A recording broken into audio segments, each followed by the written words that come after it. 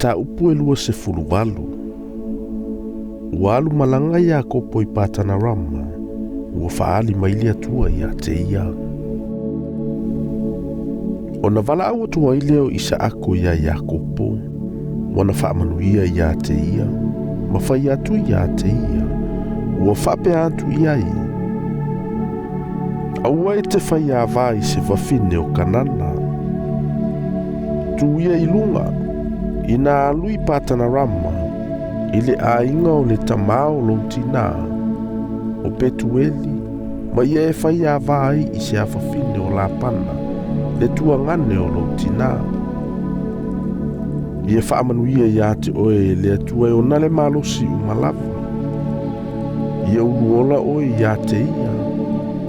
Ia whaato te leina oe ia. Ma ia avea oe ma whaapotopotonga o nuu. Ia na watu fo ia te oe le manui o ampera amu. O oe lava ma uwhanau whaatasi ma oe. Ina ia whai mo tofile nuu ua e au mawai. Na foa ina maiai e le atua ia ampera amu. Wa awina atu ia kopo isa ako. O na alu atua I lea o ia I patana rama ia la pana. Le atali o petueli le suria. Le tuangane o Rebeka le tina o ia kopo wa e sau. Ua iloa e sau o whaamanuia isa ako ia kopo. Ma awina atu ia te ia I patana rama, e whai a vai. O lana whaamanuia fo ia te ia, na ia whai atu ai ia te ia ua whape atu. Aua e te whai a vai se whawhine o kanana. Ma ua whaalongo ia kopo I lona tamaa ma lona tina, ma ua alu atu I patana rama. Wa ilofo ia e sau ua leanga whawhine o kanana I le manatu o lona tamaa o isa ako. O na alua I leo e sau ia isa maeli ma whai a vai a maalata lea whawhine o isa maeli lea tali o apera amu. Le tua whawhine fo I o nepa iota e whaopopo I nai I a vaana I a te ia. O na tu uale I a kopo peresepa ai alu I karana. Ua o I le tasi mea, ua moe ai, a ua ngoto le la.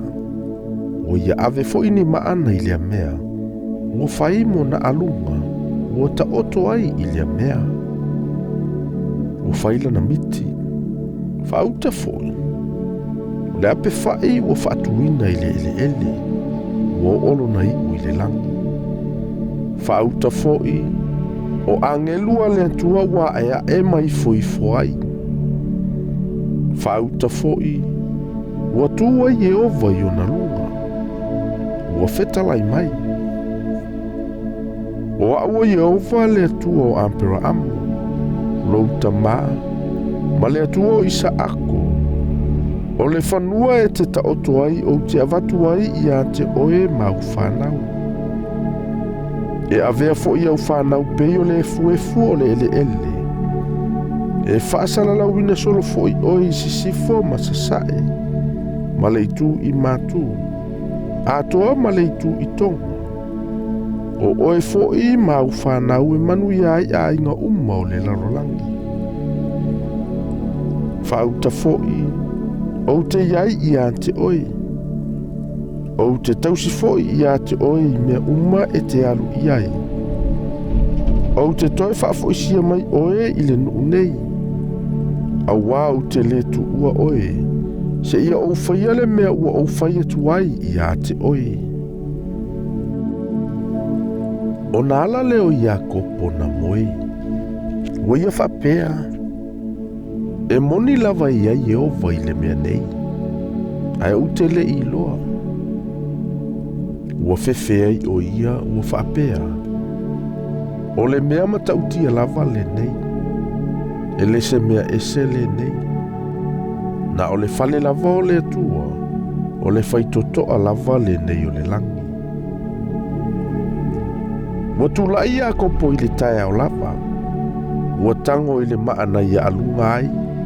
Ua whatuina ai ma whailonga. Ua lilingi I fo I ona lunga le suau. ua ia whaingoa lea mea o Peteli. Samoa i whaingoa ina lea a aiolusa. O na whaia lea ia kopola na tautou. Ua whape atu. A whaia ia te au lea tua. Ma tausi ia te au i le nei ala o te aluai. Ma fōa i mai mea e ai o te ai ai. Ma ofu o te ofu ai. Ina ia o toi fōi ma le manuia i le a ingo o lo utama. O na whaia i leo Yehova mo watua. O le nei ma a fōi. Wa o Faitauina ma whailonga.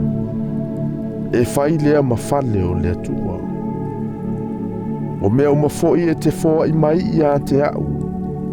O te avatu lava i a te oe. Mea e se fuluai.